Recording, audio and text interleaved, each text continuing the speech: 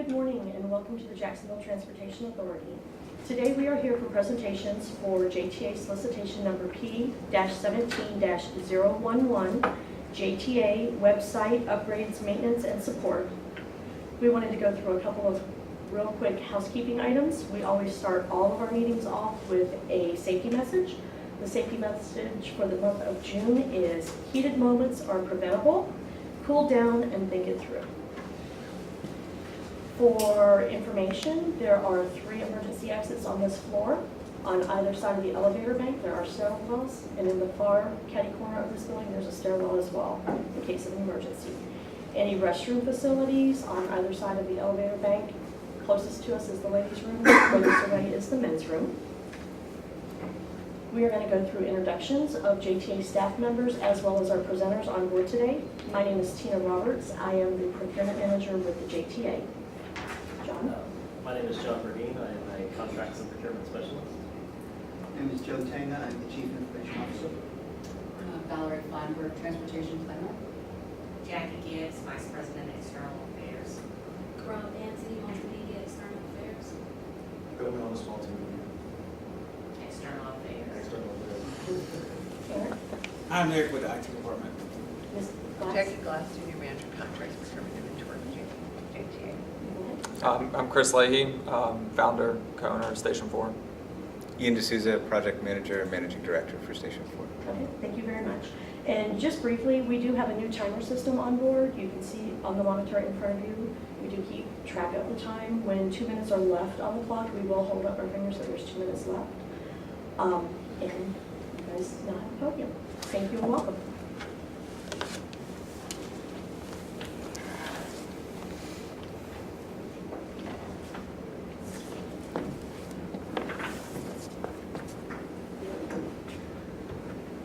Well, first off, thank you guys for the opportunity to be here. It truly is an honor for Station 4. We, as you will probably see, are much more comfortable in the Q&A process than the presentation process, so we'll try to get through this as quickly as possible and give us time to actually talk about some of the stuff that we feel is a lot more important. So, Station 4, who are we? Guys next door? Probably. We are a digital marketing agency steeped in technology. Our main focus is really enabling our clients to interact and transact in a digital era by essentially being the boots on the ground to help figure out kind of exactly how to solve a problem in an increasingly complex environment. So our services, some of you, there's some familiar faces here, have had some exposure to Station 4 and have seen some of what we do, but there's a lot more up here that the JTA has not necessarily been exposed to via past interactions with Station 4. So we are very much a digital marketing agency with that technology background, and you can see on here that a lot of the aspects that we focus on, with other clients, not necessarily with the JTA, really are based in that strategic consulting, strategy-first approach to solving these real-world problems. So, how are we able to claim this? How can we actually, back this up? And it's based upon the diverse skill sets of the team members that we have on board. We've got everybody from marketing specialists, strategic thinkers, web and graphic designers, software developers, you name it. We kind of run the gamut.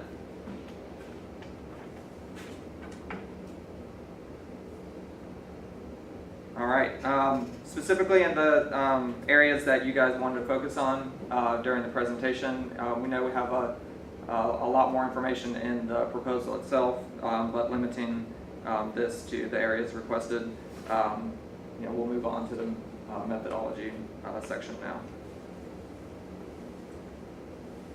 So how does Station 4 work? You see yourself right here in the middle surrounded by a swarm of people. One of the things that we really want to focus on is that when you engage with Station 4, we're not forcing you through a convoluted funnel. We give you direct access to the team. We try to eliminate the game of telephone where the story is something completely different by the time it gets to the person who's actually in production doing the work. What that also does is it allows us to really focus on making sure that the client is part of the process, and that when we hear something from the client that it really is directly from the source, and that we enable our own individual team members to hear that and to be exposed to you. We feel that it provides a much better product in the long run.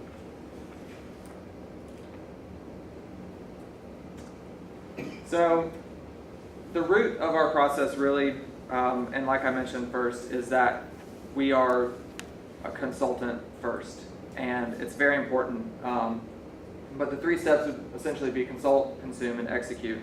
But at the root, we need to be able to listen to you, to hear what your need is, and at the same time have an understanding of your industry and our industry to be able to help shape how to move forward. So in the consult phase, obviously we listen to your needs, and one thing that you will notice is that we really do try to shape the conversation. Why is this important? Well, oftentimes a client has an understanding of their need, but they don't necessarily understand the digital field.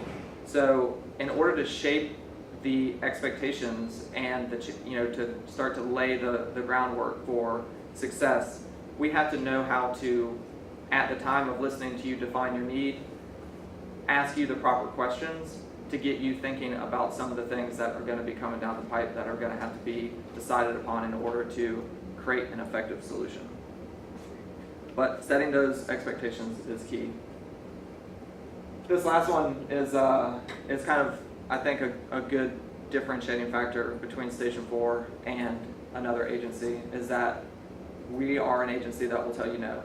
And that might sound a little brash or arrogant, but at the end of the day, we understand that the JTA has a mission, and that mission is primarily to enable the writers and to effectively communicate to stakeholders.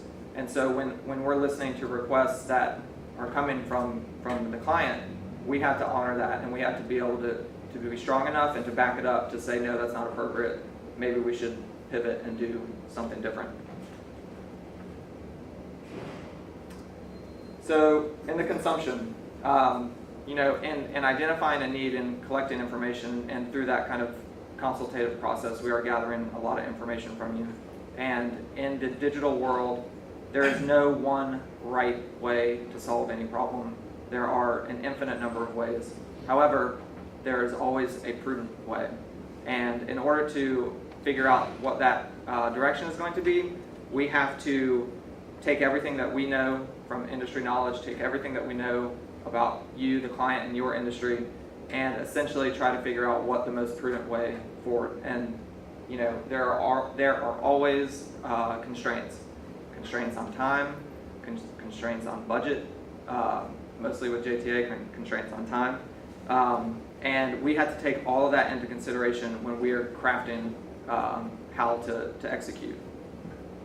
So in addition, and this last one is really important, we know that the JTA has minimum standards. We know that we can't go below a certain level of dedication, and it's just not something that we can do if we are going to be in line with what JTA has as the expectations of themselves.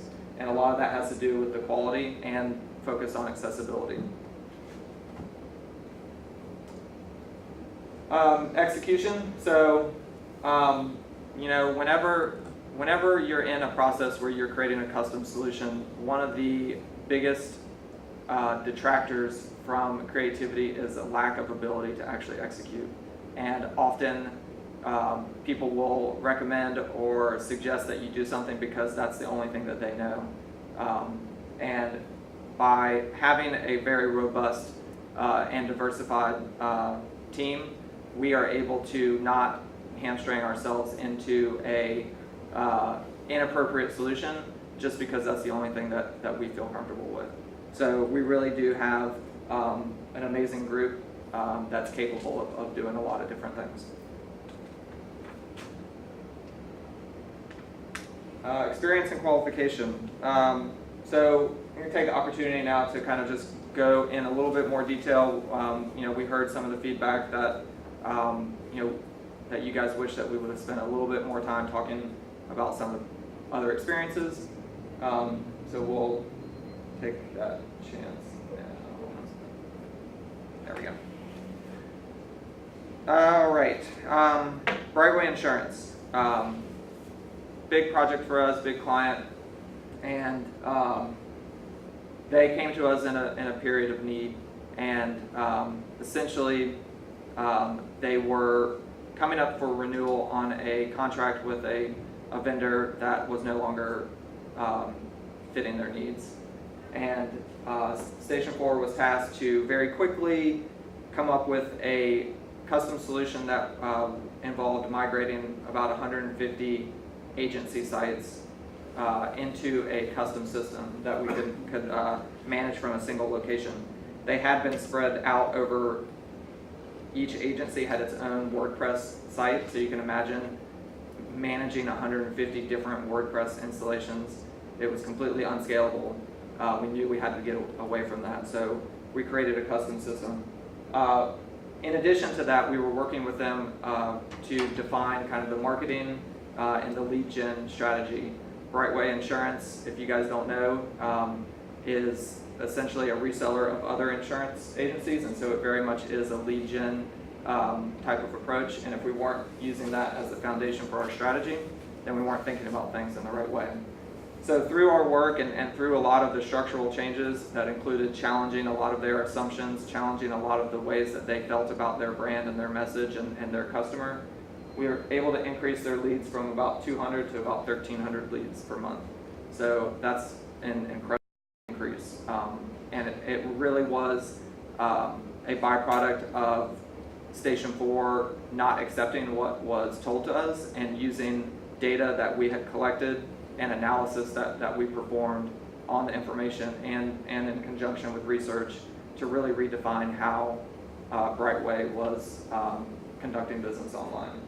In addition to that, we did a digital brand refresh. Their existing sites was not in line with what their brick and mortar and print branding material was presenting, and so we had to create a much more cohesive experience between all of their digital assets.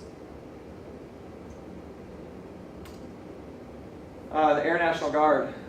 So we had a maintenance and support agreement with the Air National Guard for about 3 years.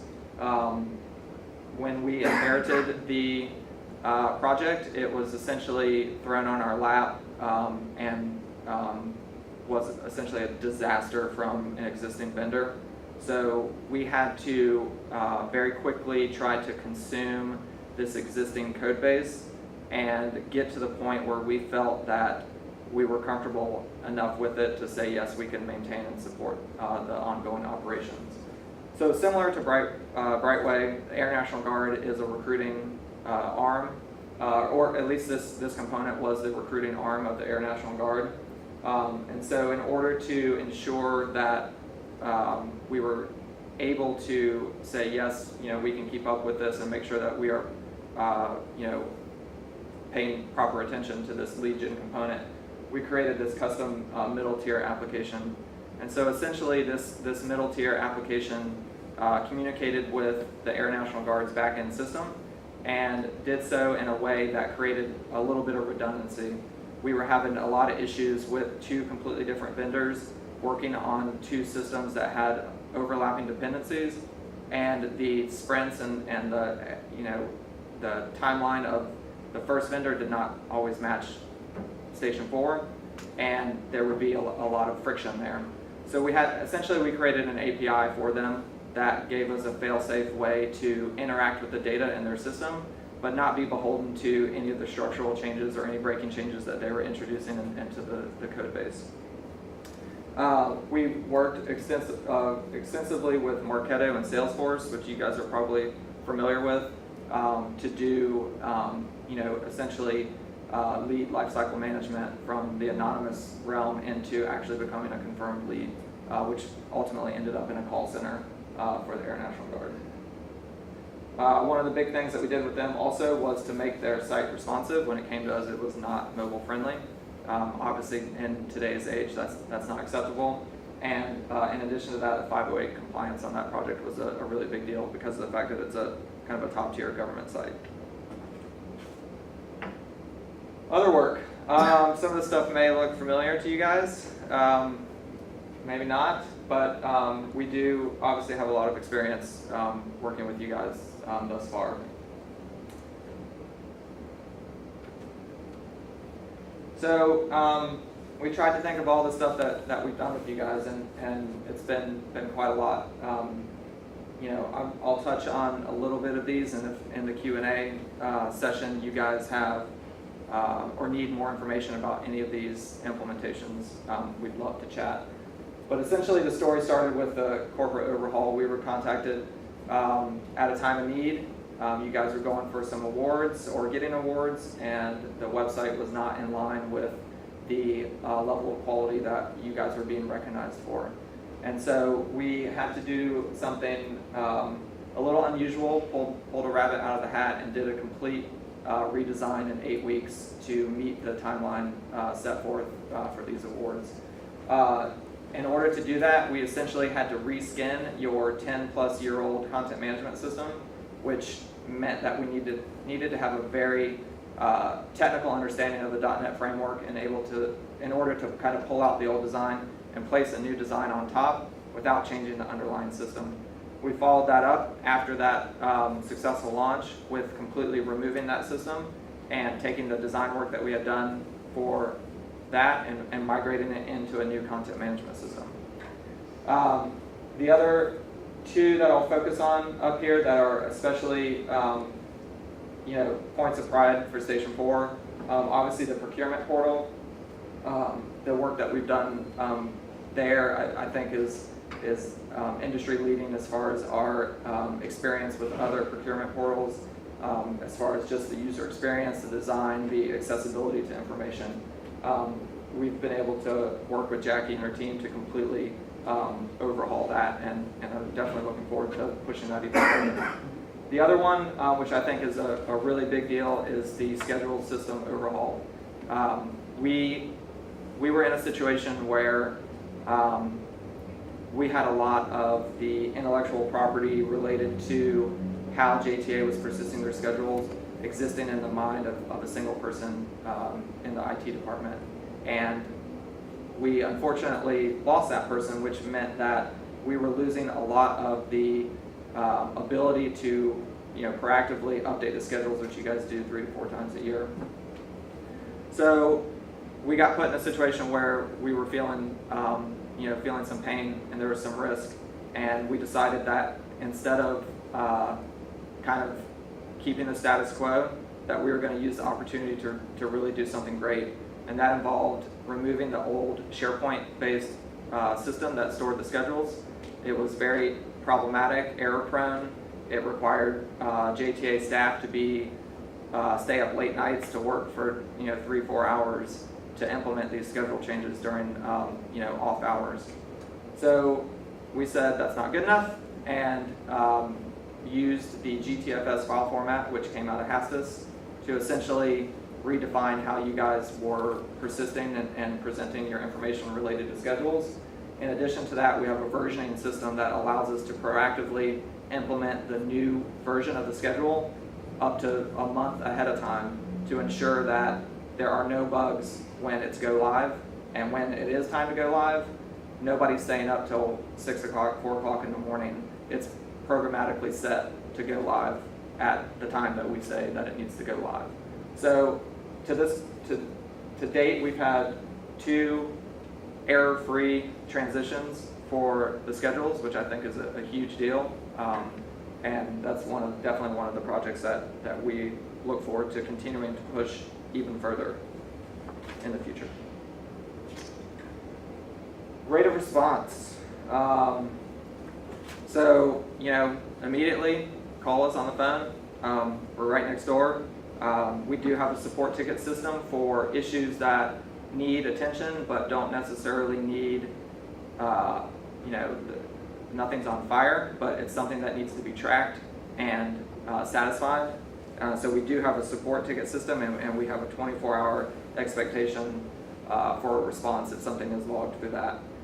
In addition, we can execute very rapidly on new campaigns and new objectives, as demonstrated on the U2C site, which launched in 1 week timeline, which is pretty spectacular. So regarding the 24/7 support, it's always a little challenging as a marketing and technology company that is in client services to offer 24/7 support, because we don't consider ourselves that low level. In the past, we have always relied on JTA to host the infrastructure, which has worked. I understand that may be changing, and we are definitely open to talking about creative solutions. But what we have found is that if you are a strategic company, you are better off staying in that realm than trying to go down into the weeds and do hosting. If the companies that try to offer both don't do either one that well. So we would focus on a partnership if we were to take over hosting, maybe through Microsoft Azure, to have that 24/7 support and give Station 4 the ability to still be proactive and give you an enhanced level of support. But to date, we have not seen that need with JTA yet. The one aspect that we mentioned right here, that if anything should get the most importance, it's probably the schedule system. Everything else is really just informational and probably does not need 24/7 expectations for uptime.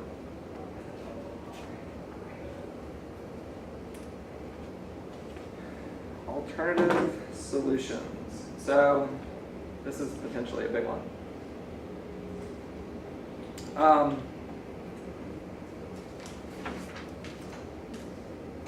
So why do traditional start-stop engagements on project-based mentality not work? So to give you guys a little bit of reference, a client will engage with Station 4. We'll do a lot of bootstrapping, a lot of research, understanding the client, understanding their target market, developing a strategy, creating a solution around that strategy, implementing it, and handing it off and saying, here you go, here's your new enhanced website. Well, there's a couple problems with that. Number one, that strategy is largely based on assumptions or theory. So, when we're evaluating a solution, we're doing a lot of research, we're coming up with industry standard best ideas, but at the end of the day, it's just an idea. And if you're satisfied with that moving forward, then maybe that works for you. But what we've found is that the strategy needs to be a lot more based on real world information and needs to be malleable, so that if we are detecting that a certain theory is not holding water, that we give ourselves the ability to pivot and pivot fast. So digital never stops evolving. Done is not done. I know that in some institutions there's what we call the checkbox mentality. It's like, hey, we got that done this quarter, cool, let's go focus on something else. Digital doesn't work like that. It's always there, it always needs attention, it's a baby that never stops crying. And being able to take advantage of that, or at least recognize that it's a risk is important to understand what we're going to be talking about. From an agency standpoint and from a team standpoint, if we create a solution for a client and they don't talk to us for a year, 2 years, when they come back to us, they're basically a new client. That code that we created, those solutions that we created, if they sit on the shelves, when we had to pick it back up, you may not even recognize the code that you wrote. That's how you, in your mind, you've moved on from that client, and that those 2 years, the code has gotten stale. Various libraries have become obsolete. You had to constantly evolve the digital solution. But almost more importantly, the loss of the project knowledge and the momentum is what really kills start-stop mentality. So if a client does come to us after 6-8 months, a year, we have to figure out exactly what that strategy was. We have to retrain our brain to really think about who and what we're trying to do so that we know how to solve a problem. And so it just does not, over time, produce the best quality work. So the solution for that, continuous improvement. And I'm sorry I didn't write it down, but CI, continuous improvement. What is it? Well, it's a different philosophy of how to execute, and it's really based upon gathering real world usage data, letting that data be king to guide decision-making processes and design processes. You focus on smaller, constant, more iterative changes. So you guys might hear the term agile. It's a different way to project manage that engagement that focuses on smaller, more iterative changes that you reduce the scope to probably a 2-week period, so that the risk of going over is reduced, and you have a comfortable communication with the client and the agency that yes, within this next 2 weeks we are going to be able to get done what we say we're going to be able to get done. The momentum between the team and the client is constant, and so we increase that. Like I said, the strategy is based on real data collected, not those assumptions that you come up with at the beginning of a project, and you are allowed to constantly evolve that strategy based upon the information that you're getting out of the usage of the digital assets. This graphic here essentially demonstrates kind of what that looks like. Obviously you start in the beginning with that discovery process. You're coming up with a lot of the initial roadmaps of how you're going to execute, and then you pretty much jump into your sprints. And within each sprint, you are going through a 1 or 2 day sprint planning process where, in conjunction with the client, you're talking about what are your needs today, has anything changed, do you have anything coming up that we need to get on the radar, do we need to deprioritize something that we felt was really important, and then we all decide, okay, within the next 2 weeks, this is what we're focusing on, and that's when we go into production. And in theory, you go heads down on our side, and then at the end of it, you have a deliverable or a milestone, and you start the process all over again in the next 2 weeks, and you just continue that momentum forward forever. So the big question, will it work for JTA? It's a tough one because you guys inherently, I think, are not structured to think like this, and it has a lot of implications in the way that the procurement process works and the way that accessibility to funding and to team members works. Our experience in the past has definitely been hampered by knowing that we have this need and not knowing exactly where it's going to be attributed from a funding source. And so there's a lot of waiting, and then all of a sudden it's like, hey, everything's all buttoned up, but the timeline now is ridiculously low. So we would have to definitely address some of those problems, and I think within the scope of this maintenance contract, I think that would alleviate a lot of the concerns. But essentially, in order for it to really be successful, we would like to have somebody within JTA be dedicated to kind of the digital roadmap, to be the owner within JTA of everything that we're trying to achieve from a digital perspective. Like I said, a little bit of retooling of mindsets related to that project-based start-stop mentality, and then working with you guys to clearly set the expectations for the year. It's always a little bit of a moving target and shifting sands, but as long as we have a good understanding of what we're trying to accomplish, we might be able to be successful in this model. The last thing is that CI is about that slow burn, and you do need to give it the proper amount of time to execute. So last minute stuff typically does not work in CI, which is fine. We always spin off emergency requests into a separate project, but essentially CI is about continuing to work with you guys to evolve, to make sure that everything's being done properly and that we're properly setting and achieving goals and expectations. All right, the good part, questions. Is there anything that we talked about today or any questions in the response that you guys want to discuss? Chris, we have a set of questions. Excuse me, can you pause for just 1 second, real quick?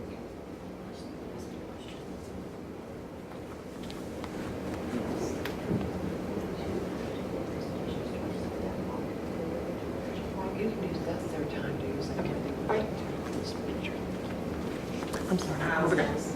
We have a set of prepared questions that we're gonna just take an opportunity to go down the line. So let's start Sure. with Joe, and Joe, ask the first question. So for timekeeping purposes, I'm just going to add this, you have a few minutes Right, left here. 3 And minutes. then we'll add the 10 minutes. Okay. Is it 10 minutes onto that time? Okay. Exactly, the clarification about consent. You can ask as many as you can, and if there are any questions you feel we need to send out afterwards, we will do so, and you can do a written response. Okay. Okay. Okay. So, one thing that I was looking for throughout the proposal and even today, I was hoping to hear further clarification about your level of experience with Embraco.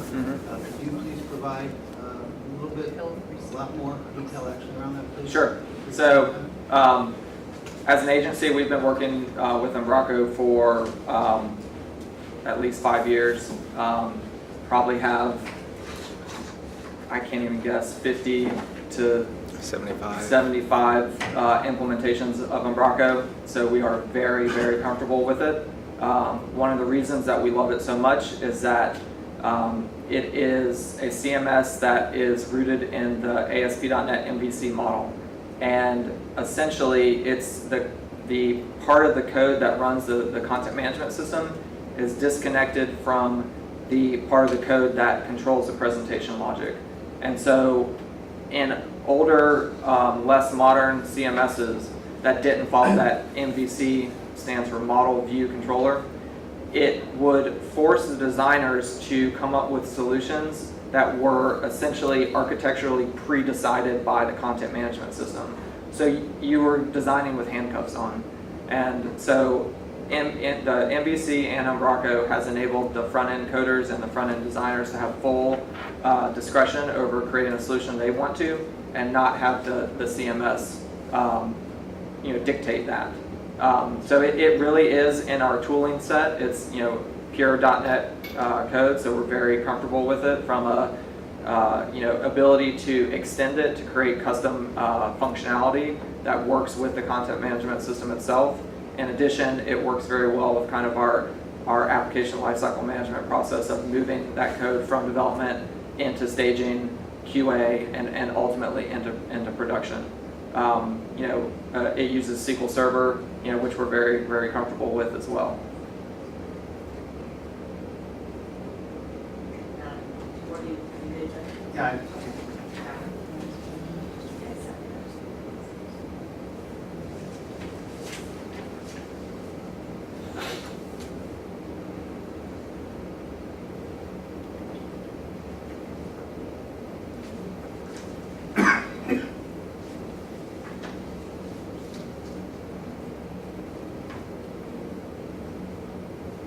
If you were provided unlimited funding in 12 months to perform the work, what are 2 top initiatives you would recommend to JTA? Wow. Unlimited funding, that sounds great. So I think the 2 initiatives that I would really try to focus on if money was not an object would really to push the schedule system a lot further. We've come up with essentially a beta implementation that shows the statically pre-published times, but there's a lot of room for growth there, and I think that is one of the areas where JTA can really shine in the industry to provide a much more robust interface to communicate not only static information but real-time bus information, and also route changes, deviations, information like that.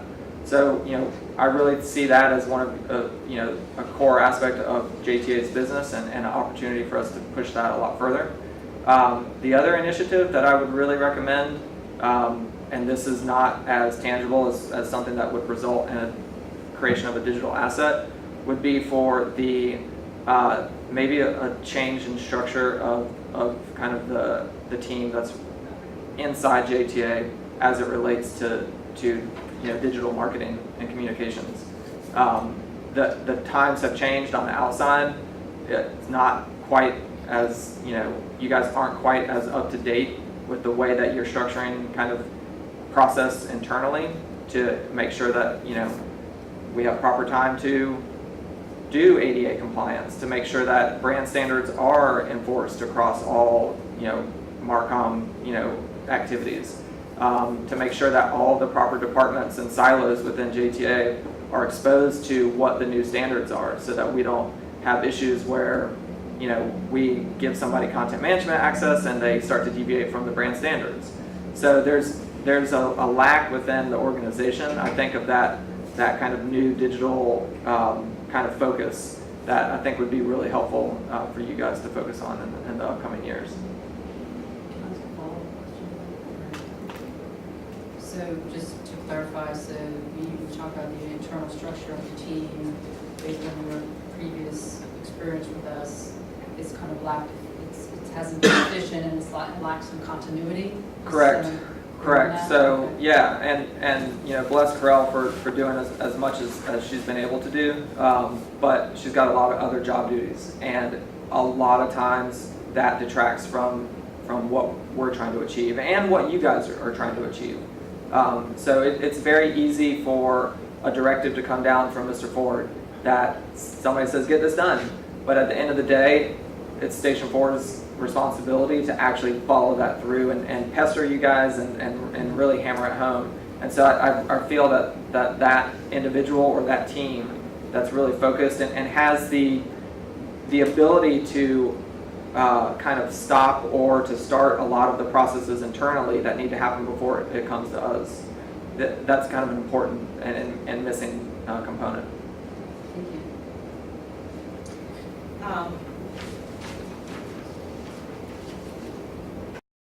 Chris, regarding the procurement portal, are there any additional feature enhancements that may be beneficial to the portal that have not already been included or requested? Well, so we have kind of a product development roadmap that we've discussed, with Jackie and her team as far as what the next, phase is going to be of the portal, and really taking the procurement process into that digital realm where we are now engaging with the bidders via the system. So questions and answers are being asked through the system. Submissions are going into the system versus having to be here by a certain timestamp. So we're really trying to push that to the next level of interactivity. In addition, one of the things that was a kind of a core objective when we started to talk about the creation of this software was that JTA wanted to get out of just having a regional scope of soliciting work.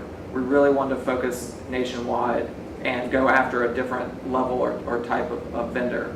And so I think that one of the things that we need to focus on is what is the marketing objective of JTA to identify and attract those types of vendors, and how do we go after them to make sure that they can register for the system, that we can focus on creating those new users, and then turn around and make sure that we communicate to them effectively to expose them to different opportunities within the JTA.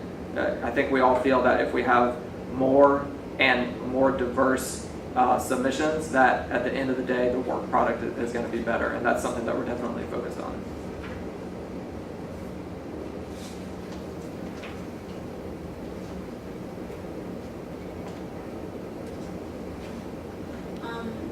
in your submittal, it mentions social media and marketing.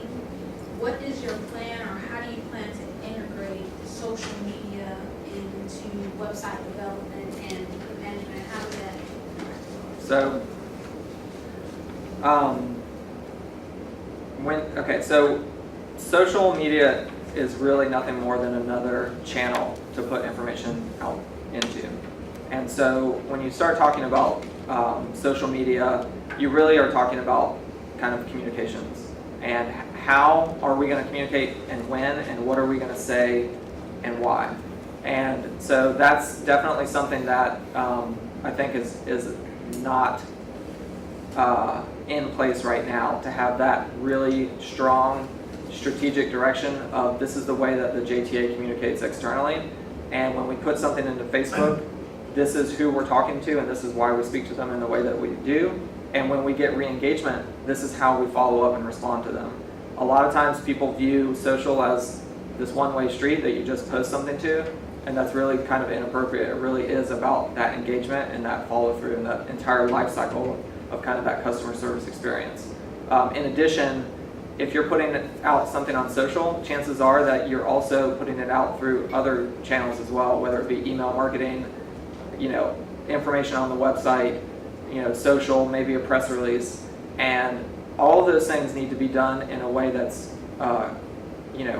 coordinated, but also attributed. So if we put something out in a channel, we need to make sure that we have the proper tags on it, so that if and when information comes back to us, we're focusing on that life cycle. It'll give us information as to whether or not we're effectively communicating.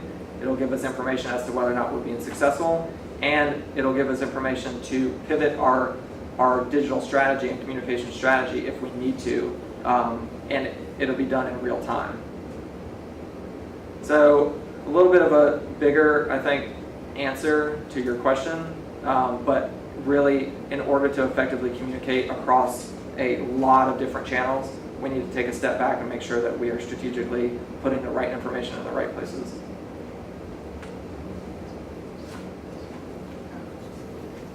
So as a follow-up to that, because I'm not as technical savvy, in the past, you're saying that our social marketing piece wasn't really coordinated or aligned with the overall strategy, and so integrating and giving us a plan to integrate it, and how that would work.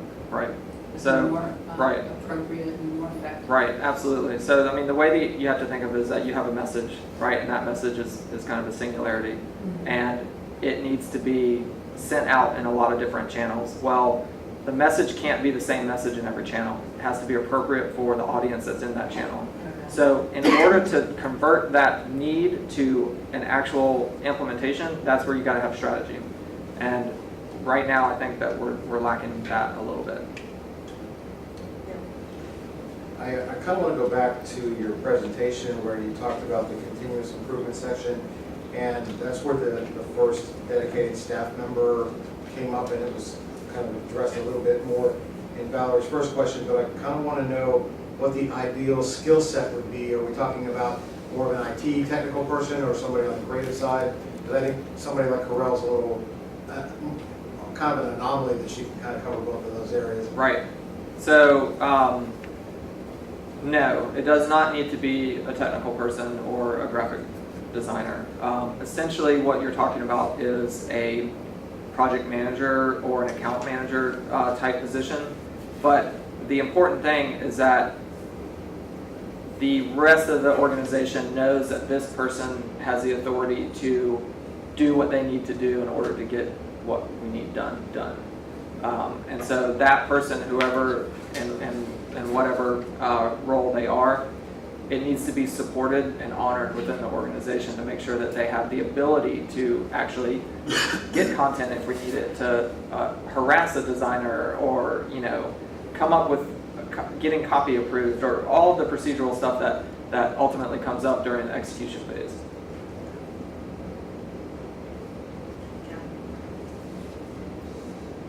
You have about a minute, 30 seconds left. Okay, could you please describe your staffing plan for the JTA contract, indicate where your project lead will be located? Well, physically located, Yes, and if separate space is requested, you pay for this option? excuse me? And if separate space is required, you pay for the option? Separate space is not required. We are right next door. And so the team, as it has, essentially been in the past, I have been serving as kind of the primary contact, which I think has been great, and it's been, wonderful getting to know you guys, but we need to get past that. As a business owner, I definitely have a lot of competing priorities. So I would imagine that there would be a primary point of contact for the JTA. The model that we talked about with having the client be exposed to the team members is really great, but sometimes you do need that single voice. And so the team members, as it has been in the past, essentially we've had at times 1 to 2 software developers during different phases. We've had 1 to 2 front-end coders, and they are responsible for creating the actual interface. And then we have a senior, graphic designer who is also a front-end coder who has been working on the team as well. In addition to that, you have that project management role. Typically, they do serve as that primary point of contact, the glue that binds. And I probably imagine that that's going to be similar in this implementation as well. Good, thank you. Thanks, guys. Thank you for your interest.